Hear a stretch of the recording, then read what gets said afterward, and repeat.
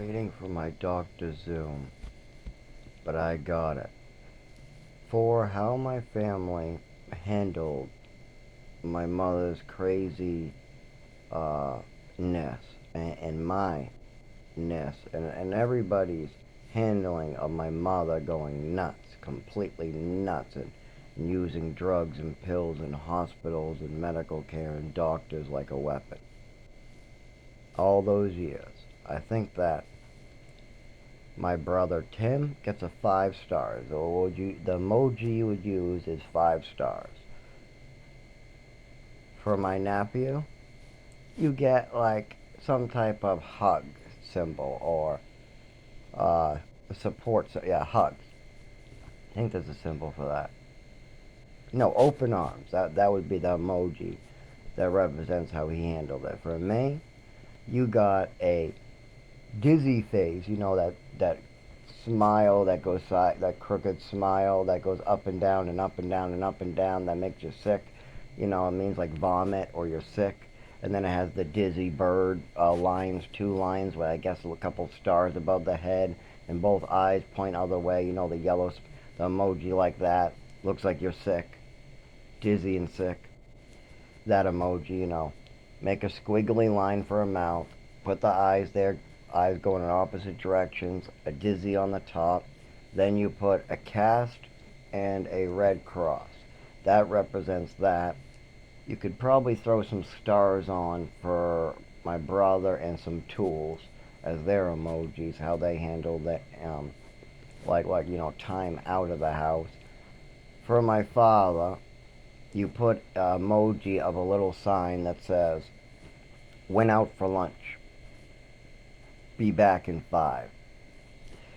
And then in another emoji that is just a face like what, where, or that dog from or like a gif of that dog from Up that goes bird what, no, that's not good. Just a what, you know, you can make that with the face emoji. So out for lunch face emoji. My sister would just get an out for lunch and a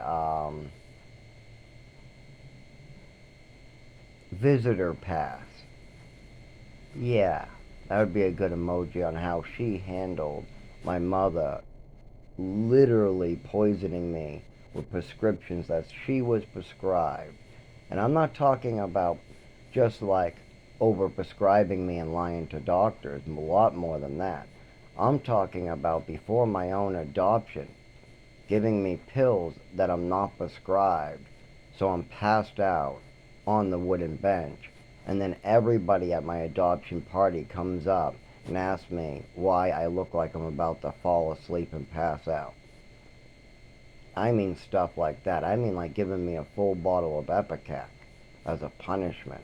I mean slipping me meds so that I'll go to sleep and so that she doesn't have to watch a kid's movie and then I have an overdose and they let me sleep it off.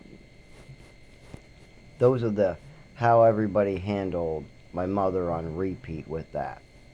Now also my mother brought me out into Texas and New Mexico and Maine for a good amount of time, so the whole family lost track of what she was doing in those states. And none of them really asked what happened to me at any of those times. And my mother would just have story after story and after story and act like I'm some spoiled brat when really I'm sleeping on the floor and getting food poisoning. I mean, that's not spoiled at all. Being forced to eat poisonous food that's rotten until you get literally bedridden, shitting yourself, vomiting, and you can't walk for a week, and you and many other kids might actually pass away, and then you get lighter food poisoning later. That's not normal. That's not spoiled. Sleeping on the floor every night, not spoiled. Getting homeschooled and not actually having anybody who knows how to make a lesson plan for that age group, that's not spoiled. Not having the prerequisites because of where you were, that's not spoiled. Anyways, back to what I was saying. I only got a couple more minutes. So out for lunch, because we're just making an emoji bar. Just simple symbols for how I would rate how they handle the situation. My emoji is dizzy, sick, a cast, and a medical cross. I would say suicidal too, but that was more my mother's fantasies. There was certain medications that when I took made me really, really scared, depressed, and this sinking feeling. And when that mixed with, I'm going to get in trouble, something bad's going to happen to me, I'm fearing for my life, my fight or flight kicks in, that doesn't go well. And I did take some aspirin and try to commit suicide when I was on some medications that said they'll look for that. I was on more than one. But that cleared up. Out in the woods, I was already dying. They already brought me back several times. So I wasn't suicidal. I wanted to live. But the hospitals would let me stay and live and not die another day. If I told them living outside made me think about killing myself, what was true. I mean, everybody does. Anybody who's dying every night and knows that the next night they wake up in a hospital bed, they were brought back to life, and now they're releasing you to die again. Week after week, you're having life-threatening injury, life-threatening, and somebody's saving your life. These people don't make it even 10 years. Yeah. When you're in that much, when you know you're gonna freeze to death and you're dying, or if somebody's torturing you in a basement and you know they're gonna come back and torture you, you start wondering. Let's get back on track. So we got some stars for my brother and my nephew. And my nephew shouldn't even be on that list.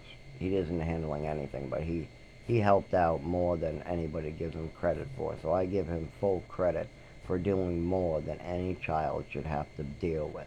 Me and my nephew had to deal with more shit than any child should ever have to deal with.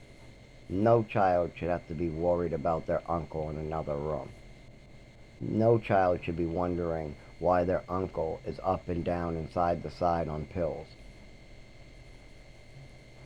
No child should wonder why their uncle can't go trick-or-treating with him and then have the uncle be sick horribly only for a day and then call it the Halloween curse when it happens over and over. My father handled it very poorly. Actually, he didn't handle it. He still tries to hide it. He's like, no, there's nothing to see here. No, he's a liar. He's a shithead. He's a liar. He's a shithead. Don't listen to him. Don't listen to him. No, his life is a fantasy. Listen to me about his life. Yes, he's a liar. He's a thief. He's a drug addict. So there's no reason to listen to him one bit. That's going to be his angle, probably no matter what. But I really hope that